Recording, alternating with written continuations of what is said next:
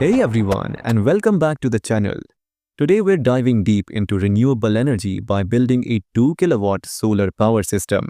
We'll be using a 3 kilowatt hybrid inverter, which gives us flexibility and future expansion options. Before we begin, let's understand the key aspects of designing this system. 1 load calculation, 2 solar panel selection, 3 battery selection, 4 inverter sizing, 5 cable sizing. Let's get started. Step 1. Calculate your load. Before choosing the components, you have to calculate what is your load, how much time it will run, etc. What load we can run on 2 kilowatt system. Keeping in view solar system efficiency losses, which can be up to 20% or more, you can only run total load of less than 2000 watts on a 2 kilowatt solar system. First, decide what appliances, light, fan, TV, etc. you want to run and how much time, hour. Second, see the specification chart in your appliances for power rating. Third, calculate the watt hour, which is equal to the product of power rating of your appliances and time, hours of the run. Example, LED lights equals 5 number of LED lights, 12 watt running for 5 hours equal to 300 watt hours. Fan equals 3 number of fan 80 watt running for 3 hours equal to 720 watt hours. Fridge equals 1 fridge 155 watt running 4 hours a day equal to 620 watt hours. Total watt hour equals 300 plus 720 plus 620 equal to 1640 watt hours. Considering 30% energy lost in the system. So total watt hour per day equals 1640 times 1.3 equal to the 2130 watt hours. Now the load calculation is over. The next thing is to choose the right components to match your load requirement. Step 2. Solar panel selection. Solar panels are generally rated under standard test conditions.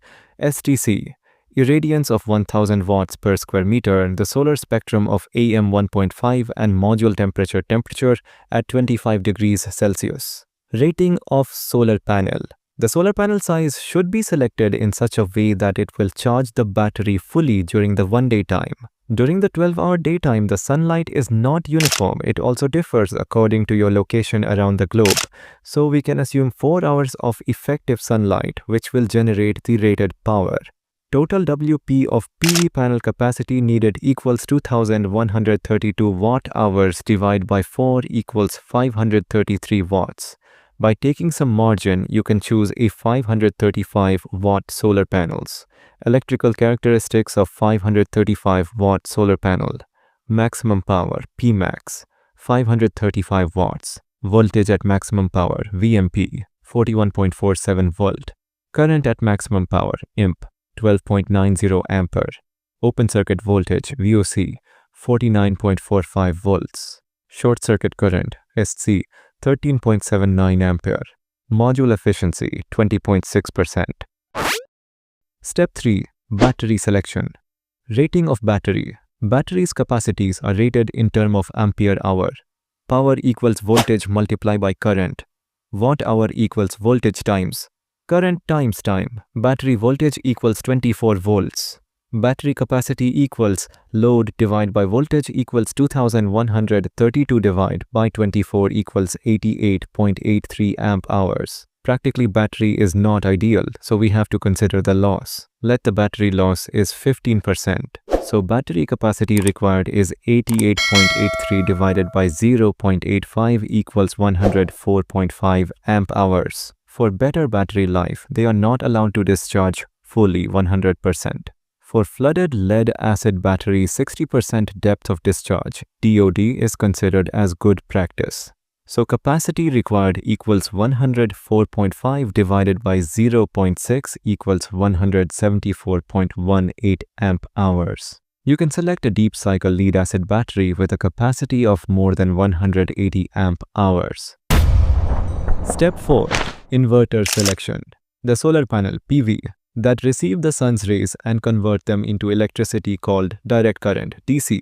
DC is then converted into alternating current, AC, through a device called an inverter. AC electricity flows through every outlet of your home, powering the appliances. Rating of inverter. How are inverter rated? The inverter is rated for continuous watts And surge watts. 1. Continuous watts. Continuous watts are the total amount of watts the inverter can support indefinitely. A 2000 watt inverter can power up to 2000 watts continuously. It is also called the nominal AC output power of the inverter. If you want to run multiple appliances at the same time, just add up the power rating of the equipment that is running together at the same time. Example, running 5 number of LED lights 12 watt, 3 number of fan 80 watt and 1 fridge 155 watt at the same time, the total continuous watts equals 1640 watts, 2.0 surge watts, peak watts. Surge watts is the amount of power the inverter can support for a very short time, usually momentary. A 2000 watt inverter rated at 4000 surge watts can handle up to 4000 watts momentarily while starting things like motors. Select the inverter that should support both of these values. The power rating should be equal or more than the total load in watt at any instant. In our case, the maximum load at any instant. LED lights 300 watt plus fan 720 watt plus fridge 150 watt 1640 watts. By taking some future margin, we can choose a 3000 watt inverter. As our system is 24 volts, we have to select a 24 VDC to 230 volts 50 Hz or 110 volts 60 Hz AC pure sine wave inverter. Step 5. Selecting the solar cable. The current generated from the solar panels should reach the battery with minimum loss. Each cable has its own ohmic resistance. The voltage drop due to this resistance is according to Ohm's law V equals I into R. Here V is the voltage drop across the cable, R is the resistance and I is the current. The resistance R of the cable depends on 3 parameters. 1 cable length, longer the cable, more is the resistance. 2.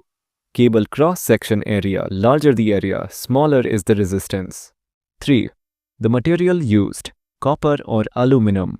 Copper has lesser resistance compared to aluminum. In this application, copper cable is preferable. You can calculate the cable size by using Renogy online calculator. You need to enter the following parameters. 1. Solar panel operating voltage, VMP. 2. Solar panel operating current, imp. 3. Cable length from solar panel to battery. 4. The expected loss in percentage. The first 2 parameters, VMP and imp, can be easily found from the specification sheet on the back side of the solar panel or from the data sheet. The cable length depends on your installation. The loss percentage considered for good design is around 2 to 3%. In the earlier step, we have already finalized the solar panel, the rating. From the solar panel specification sheet, VMP equals 41.47 volt and imp equals 12.90 ampere, rounded off to next higher number, i.e. 42V and 13A. Let the distance between the solar panel and the battery is 30 feet and the expected loss is 2%. By using the above values in the online calculator by Renogy, the cable gauge size is 10 AWG. Note, the voltage grade of the cable should be matched with the solar panel maximum system voltage. It is very important to be sure you are using the appropriate cable size for your inverter/battery. Failing to do so could lead to your inverter not supporting full loads and overheating, which is a potential fire hazard. Use this as a guide for choosing the proper cable size and be sure to contact a professional person. 1. What size inverter do you have? 2. What is the DC voltage of your battery bank? 3. Now divide the inverter's wattage by your battery voltage. This will give you the maximum current for your cables. Example calculation. Current amps equals power watts divided by volt. Consider 3000 watt inverter connected to the 24 volt battery bank. 3000 watt divided by 24 volt DC equals 125 ampere. So 125 amp is the maximum current that the cable needs to support in order to properly provide the current to the inverter. The next higher size available on the table is 200 amperes. Use the chart as a guide to determine which size cable will be best for your application.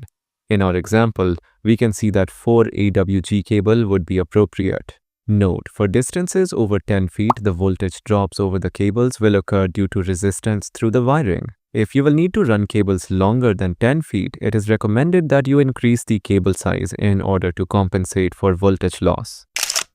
Step 6. Series and parallel connection. After calculating the battery capacity and solar panel rating, you have to wire them. In many cases, the calculated solar panel size or battery is not readily available in the form of a single unit in the market. So you have to add a small solar panel or batteries to match your system requirement.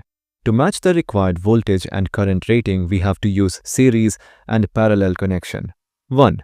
Series connection. To wire any device in series, you must connect the positive terminal of one device to the negative terminal of the next device. The device in our case may be a solar panel or battery. In series connection, the individual voltages of each device are additive. Example, let's 4 12-volt batteries are connected in series, then the combination will produce 12 plus 12 plus 12 plus 12 equals 48 volts. In a series combination, the current or ampere is the same. So if these devices were batteries and each battery had a rating of 12 volts and 100 Ah, then the total value of this series circuit would be 48 volt, 100 Ah. If they were solar panels and each solar panel had a rating of 17 volts and were rated at 5 amps each, then the total circuit value would be 68 volts, 5 amps. 2. Parallel connection. In a parallel connection, you must connect the positive terminal of the first device to the positive terminal of the next device and negative terminal of the first device to the negative terminal of the next device. In a parallel connection, the voltage remains the same, but the current rating of the circuit is a sum of all the devices. Example, let's 2 batteries of 12 volts, 100 amp hours are connected in parallel. Then the system voltage remains 12 volts, but the current rating is 100 plus 100 equals 200 amp hours. Similarly, if 2 solar panels of 17 volts and 5 amps are connected in parallel, then the system will produce 17 volts, 10 amps.